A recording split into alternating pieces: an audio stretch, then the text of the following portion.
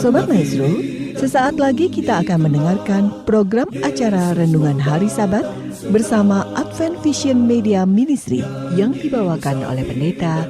Selamat mendengarkan. Yesus mau datang segera. Selamat pagi dan selamat Sabat, saudara-saudaraku yang dikasihi oleh Tuhan. Salam sejahtera untuk seluruh pendengar Maestro yang kami sangat kasihi. Pada pagi hari ini, saya Pendeta Cucu Elia akan bersama-sama dengan saudara untuk membaca dan merenungkan sabda Tuhan yang terdapat dalam kitab Mazmur, pasal 62 sampai 67. Sebelumnya, saudaraku, mari kita akan berdoa. Bapa yang bertahta dalam kerajaan sorga, kami mengucap syukur atas berkat dan pemeliharaan Tuhan, sehingga kami boleh menikmati istirahat yang tenang dan Engkau membangunkan kami dengan tubuh yang sehat. Pada pagi hari ini, Tuhan, kami memohon bimbingan Roh Kudus ketika kami membuka firman-Mu dan membaca serta merenungkannya. Biarlah kami dipenuhi dengan kebenaran firman Tuhan dan hidup kami dikuatkan. Dan Tuhan menolong seluruh pendengar Maestro yang mendengarkan siaran ini, biarlah boleh dikuatkan dan dikenyangkan oleh kebenaran sabda Tuhan. Di dalam nama Yesus Kristus kami berdoa, amin. Saudara-saudara yang dikasihi oleh Tuhan, perenungan kita pada pagi hari ini, saya memberi judulnya Pahala Orang Percaya. Saudaraku yang dikasihi oleh Tuhan, tentunya kebanyakan orang Kristen dan kebanyakan juga yang hadir mendengarkan siaran pada pagi hari ini adalah orang-orang yang sering kali terlibat dalam kegiatan rohani, baik itu doa, demikian juga membaca firman Tuhan, hadir di gereja, menaikkan puji-pujian. Namun saudaraku sekalian, dalam kegiatan kehidupan sehari-hari sering kali jatuh dalam kekecewaan, kekhawatiran, dan rasa takut. Lalu apa manfaatnya orang yang rajin beribadah? Apa faedahnya orang-orang yang rajin dalam kegiatan-kegiatan rohani? Tentu saja kita harus memiliki berkatnya, harus memiliki pahalanya sebagai orang-orang yang seringkali terlibat dalam kehidupan dan kegiatan rohani. Itu sebabnya saya menuliskan atau menyebut judul renungan kita sebagai pahala orang percaya. Selayaknya lah orang-orang percaya memiliki berkatnya, memiliki pahalanya. Dan perenungan firman Tuhan dalam Mazmur pasal 62 sampai 67 ini mau melihat seberapa banyak yang Tuhan janjikan buat mereka yang percaya kepadanya. Pada pasal yang ke-62, Lembaga Alkitab telah menuliskan subjudulnya, yakni perasaan tenang dekat Allah. Pasal ini menjadi pasal yang sangat populer tentunya karena isinya mengajak orang-orang yang percaya untuk merasakan ketenangan dan kedamaian melalui kehidupan yang dekat dengan Allah. Ayat yang kedua dan yang ketiga dikatakan, hanya dekat Allah saja aku tenang. Daripadanya lah keselamatanku, hanya dialah gunung batuku dan keselamatanku, kota bentengku, aku tidak akan goyah. Saudaraku sekalian, kalimat yang serupa diulang kembali pada ayat yang ke-6 dan ayat yang ke-7. Hanya pada Allah saja kiranya aku tenang, sebab daripadanya lah harapanku. Hanya dialah gunung batuku dan keselamatanku, kota bentengku, aku tidak akan goyah. Sampai 2 kali menyebutkannya, tentu saja penulis Mazmur ini, firman yang dituliskan ini tentu memiliki maksud yang dalam, bahwa memang hidup dekat dengan Allah, sumber kedamaian itu akan membawa hidup kita lebih tenang, lebih damai. Dan pengalaman yang baru saja saya sebutkan tadi, ada banyak orang Kristen hari-harinya dipenuhi dengan kegiatan-kegiatan rohani yang baik tentunya. Berdoa setiap pagi dan mengumpulkan persembahan, persepuluhan, bahkan juga hari-hari dipenuhi juga dengan kegiatan ibadah, menyanyi, menaikkan pujian. Namun seringkali juga menghadapi tekanan-tekanan hidup yang membawa kekhawatiran dan ketakutan. Itu sebabnya, saudaraku sekalian, kita harus memperbaiki kehidupan kita yang katanya hidup rohani kita sudah lebih baik kegiatannya, namun kita sering jatuh dalam kekhawatiran. Itulah sebabnya, saudaraku sekalian, mengapa Yesus Kristus pernah memberikan pengajaran yang sangat tajam ketika menyampaikannya di sebuah tempat yang sangat populer yang kemudian kita sebut dengan khotbah di bukit. Di bukit itulah Yesus menyampaikan pengajaran yang sangat penting. Dan salah satunya adalah kehidupan rohani. Dikaitkanlah kegiatan puasa, kegiatan memberikan sedekah atau persembahan, demikian juga kegiatan puasa dan doa, ya. Dan kemudian dikaitkan juga dengan mencari harta di dunia, ya.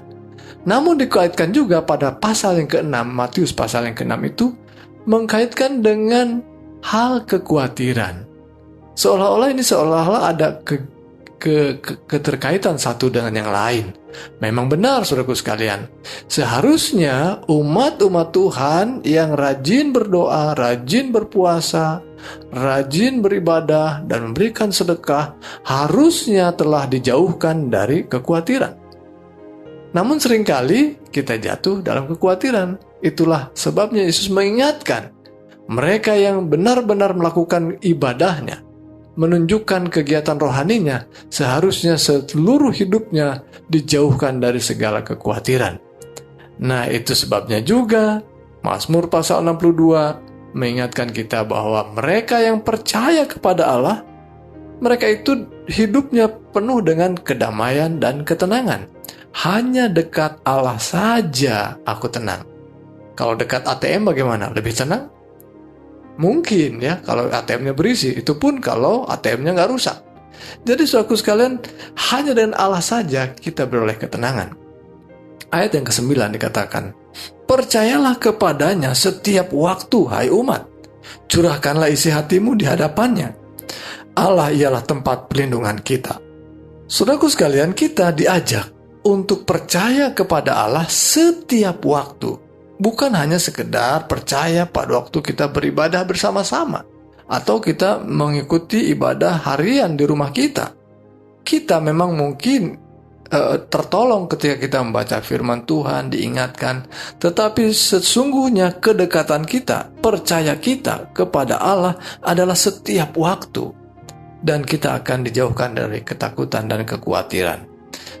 Curahkan isi hatimu. Artinya bahwa segala pergumulan kita tidak ada yang terlalu kecil, terlalu sepele untuk disampaikan kepada Tuhan.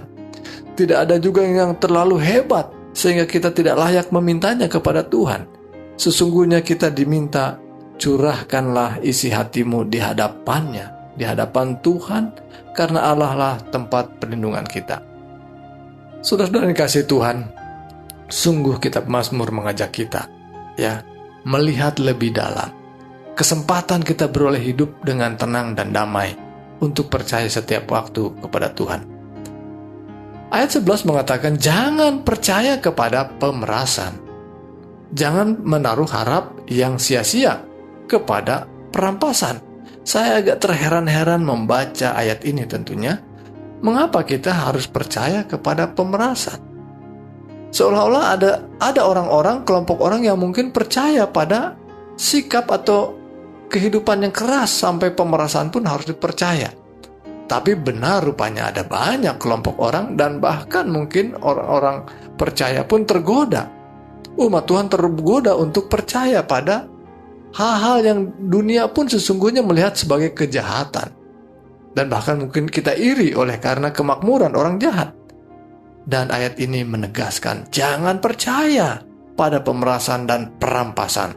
Apabila harta makin bertambah, janganlah hatimu melekat padanya. Saudaraku sekalian, ada kalanya mungkin dengan kekerasan, dengan sikap duniawi yang dikembangkan, boleh jadi kita akan bisa mengambil lebih banyak harta, dan kita akan bisa lebih kaya, dan akan mendapat ketenangan.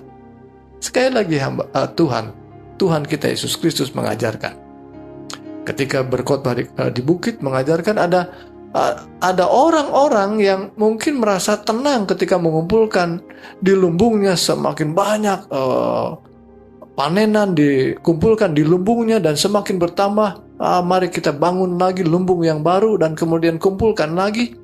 Tapi Tuhan mengatakan, ingat, nanti malam nyawamu terancam. Untuk apa itu dikumpulkan? Ini satu teguran yang keras tentunya. Jadi saudara sekalian, jangan percaya pada perampasan dan harta duniawi. Satu kali Allah berfirman, dua hal yang aku dengar. Bahwa kuasa dari Allah asalnya kuasa itu. Jadi kita harus percaya sepenuhnya kepada Allah setiap waktu sehingga kita beroleh ketenangan dan kedamaian dan kita dijauhkan dari segala kekhawatiran. Pasal-pasal berikutnya menunjukkan satu keuntungan bagi kita ketika kita berserah pada Tuhan dan kita diajak untuk memiliki hati dan sikap hidup yang selalu merindukan akan Allah. Saudaraku sekalian, kalau saudara pernah bertemu dengan seseorang yang sangat baik, menunjukkan kemurahan dan kebaikan, sangat ramah membawa kita ke rumahnya, mungkin juga menjamu kita dengan baik, dan bahkan mungkin pulangnya pun kita diberi ongkos yang secukupnya. Wah, orang ini kok baik sekali ya. Tapi saudaraku sekalian, yang saya mau garis bawahi ini hanya mungkin cerita saja, bahwa ketika kita mendapat seorang sahabat, mendapat seorang pemimpin yang baik, maka kita merindukan bertemu kembali. Kapan saya bisa bertemu kembali? Nah, saudaraku sekalian, ketika saudara mengenal Allah yang baik, mengenal Tuhan kita yang sungguh amat baik, menyediakan kebutuhan kita, maka kita memiliki kerinduan yang dalam pada Tuhan. Dalam ayat yang kedua, pasal 63, Ya Allah, Engkaulah Allahku, aku mencari Engkau, jiwaku haus kepadamu, tubuhku rindu kepadamu, seperti tanah yang kering dan tandus, tiada berair. Demikianlah aku memandang kepadamu di tempat kudus, sambil melihat kekuatanmu dan kemuliaanmu. Sebab kasih setiamu lebih baik daripada hidup, bibirku akan memegahkan Engkau. Saudara-saudaraku, sungguh kalau digambarkan sebagai tanah yang kering. Tanah yang kering yang sudah retak-retak tentu saja sangat mengharapkan tetesan air dan mencukupkan dahaganya. Demikianlah jiwa kita, demikianlah hidup kita, kata Tuhan. Bahwa hidup kita selayaknya merindukan akan Tuhan. Mungkin sampai gemetar kita merindukan, betapa kita merindukan mengharapkan hidup dengan Tuhan. Hari-harinya dipenuhi dengan pujian, hari-harinya dipenuhi dengan rasa syukur pada Tuhan. Dan itu sebabnya dalam beberapa pasal berikutnya kita menemukan bahwa umat-umat Tuhan terpanggil untuk mengucap syukur pada Tuhan untuk segala yang kita dapat rasakan.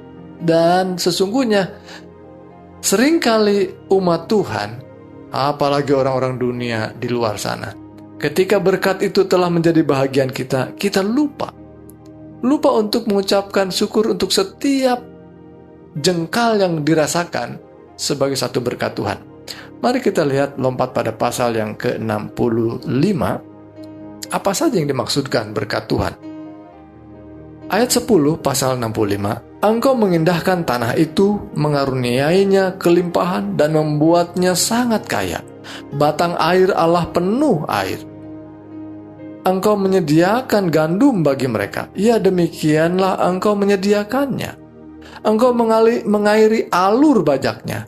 Engkau membasahi gumpalan-gumpalan tanahnya. Dengan dirus hujan Engkau menggemburkannya. Engkau memberkati tumbuh-tumbuhannya. Engkau memahkotai tahun demi kebaikan dengan kebaikanmu. Jejakmu mengeluarkan lemak. Tanah-tanah padang gurun menitik, bukit-bukit berikat pinggangkan sorak-sorai.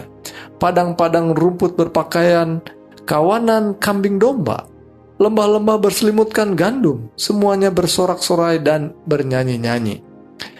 Saudaraku sekalian, membaca ayat-ayat ini begitu indah terdengar. Bagaimana hamba Tuhan, penulis Mazmur ini menuliskan begitu dengan kata-kata puitis ya. Bagaimana gunung, bukit-bukit menggunakan istilah atau kata ungkapan ya, sebagai berselimutkan. Ya, tentu saja gunung atau bukit nggak pakai selimut ya, tapi berselimutkan itu sebuah gambaran, berselimutkan gandum dan sorak-sorai.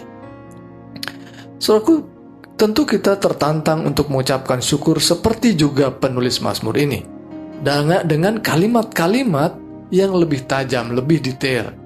Sama dengan pengakuan dosa, saudaraku sekalian, seperti yang kita sudah pelajari pada beberapa sahabat sebelumnya, bahwa ketika kita mengaku dosa pun secara detail kita sebutkan sehingga kita merasa jijik terhadap dosa itu, dan harus sampai pada titik itu. Demikian halnya juga ketika kita mengucap syukur pada Tuhan, seperti yang dicontohkan, diteladankan oleh penulis Mazmur ini, kita menguraikannya dengan kata-kata yang indah dan secara detail yang lebih tajamnya. Mungkin kita akan sebutkan betapa berkat Tuhan membuat saya tercengang melihat angka-angka bertambah di ATM saya, di rekening saya, dan melihat juga rumah-rumah, kamar-kamar kosan saya bertambah, dan banyak orang yang menyewa atau kos di tempat itu. Wah, mungkin kita menggunakan kalimat-kalimat yang lebih detail tentang berkat Tuhan yang nyata buat kita. Dengan demikian, saudaraku sekalian, pikiran kita, jiwa kita akan diarahkan kepada bagaimana Allah memelihara hidup kita. Setiap jengkalnya adalah milik Tuhan, sungguh luar biasa. Dan saya ingin menggarisbawahi tentang berkat Tuhan yang menjadi bagian umat Tuhan atau mereka yang percaya pada Tuhan. Memang benar, kita harus dan terpanggil mengucap syukur pada setiap berkat Tuhan yang menjadi bagian kita. Secara detail ketika kita berdoa, menyatakannya secara lengkap. Namun, saudaraku sekalian, ingatlah bahwa orang-orang benar haruslah memiliki konsep bukan bersuka cita, bergembira oleh karena berkat Tuhan itu. Tapi orang benar haruslah bersuka cita karena Tuhan. Saya ingin bacakan dalam ayat yang ke-10 dan 11 dalam Mazmur pasal 64. Maka semua orang takut dan memberitakan perbuatan Allah dan mengakui pekerjaannya. Orang benar akan bersuka cita karena Tuhan dan berlindung padanya. Semua orang yang jujur akan bermegah. Saudaraku yang dikasihi Tuhan, sungguh pengajaran firman Tuhan ini yang berupa nyanyian dan kesaksian dari orang-orang yang telah hidup bersama dengan Tuhan, telah memberikan teladan bagi kita tentang bagaimana kita memiliki hubungan dalam sebuah doa dan pujian. Kita menyebutkan secara detail setiap hal yang kita jalani, setiap jengkal yang kita lewati, kita sebutkan itu adalah berasal dari Tuhan sumbernya. Dan itu adalah berkat untuk membangun kehidupan iman kita. Dan kita semakin lagi dekat dan hubungan kita dekat dengan Tuhan. Pada pasal yang ke-67, bagian terakhir yang kita sampaikan pada perenungan firman Tuhan pada pagi ini adalah nyanyian syukur. Juga contoh yang sama seperti pada pasal 65 tadi. Kiranya bangsa-bangsa bersyukur kepadamu ya Allah. Ayat 6 sampai ayat 8. Kiranya bangsa-bangsa semuanya bersyukur kepadamu. Tanah telah memberi hasilnya. Allah kita memberkati kita. Allah memberkati kita. Kiranya segala ujung bumi takut akan Dia. Saudaraku, 3 kali kata Allah memberkati disebutkan dalam ketiga ayat ini, dengan menolong kita, mengajak kita untuk melihat betapa umat-umat Tuhan yang telah terlibat dalam penulisan firman Tuhan ini adalah orang-orang yang mengalami dan menunjukkan betapa hidup kita ini berasal dan hanya berasal dari Tuhan. Setiap berkatnya yang menjadi bagian kita berasal dari Tuhan, dan kita layaklah mengucap syukur pada Tuhan. Namun demikian, ingatlah bahwa sukacita kita bukanlah karena berkat itu, tapi karena hidup kita dekat dengan Tuhan. Dan kedekatan dengan Tuhan karena kita percaya bahwa Tuhan mengasihi kita. Kita percaya dan mempercayakan hidup kita kepada Tuhan. Dan hidup kita pada akhirnya mendapatkan ketenangan dan kedamaian. Dan itulah yang dijanjikan oleh Tuhan. Pahala orang percaya adalah ketenangan dan kedamaian dan sukacita hidup bersama dengan Tuhan. Itulah doa kami, Tuhan Yesus berkati kita semua. Amin. Ya Bapa yang bertahta di sorga, kami mengucap syukur untuk firman Tuhan. Kitab Mazmur yang begitu indah telah dituliskan oleh hamba-hamba Tuhan, telah menjadi berkat yang sesungguhnya Engkaulah yang telah berfirman ke dalam hati dan pikiran kami, sehingga kami boleh mendapatkan kekuatan dan keteguhan iman, dan kami beroleh ketenangan dan kedamaian sebagaimana dijanjikan. Dan tentu kami sangat merindukan Tuhan dalam setiap waktu, dan itulah yang membuat kami memperoleh kedamaian. Mohon berkat Tuhan untuk setiap pendengar firman Tuhan dari Radio Maestro ini, agar masing-masing kami semakin diteguhkan, dikuatkan. Dan bila mana ada yang sedang lemah, khususnya mengalami sakit penyakit yang saat ini begitu berat dialami, Tuhan berkenan menjamah mereka. Tangan Tuhan yang kuat kiranya memberikan kekuatan dan kepulihan buat mereka, dan tambahkan iman untuk selalu berharap pada Tuhan yang adalah sumber kesembuhan kami. Ya Bapa, mohon berkat untuk kegiatan kami sepanjang hari Sabat ini dalam ibadah kami. Biarlah seluruhnya akan mengagungkan Tuhan. Di dalam nama Yesus Kristus kami berdoa. Amin.